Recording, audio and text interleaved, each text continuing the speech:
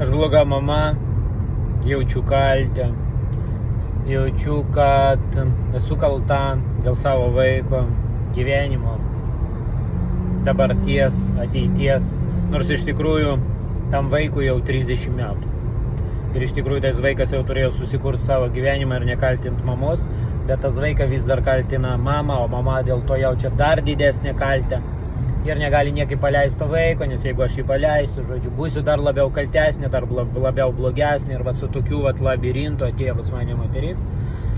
Ir mes ką darėme? Atradome visgi tos gynybos mechanizmus, dėl ko jai naudinga tokia jaustis ir dėl ko jai naudinga nepaleisti iki šiol savo vaiko, kuriam jau 30 metų, o tas vaikas ir pats nesinori turbūt pasileisti, nes kaltina pastoviai mamą. Atradome tos gynybos mechanizmus, jos paleidome, klientė iš tikrųjų laiminga, išskrido kaip ant sparnų.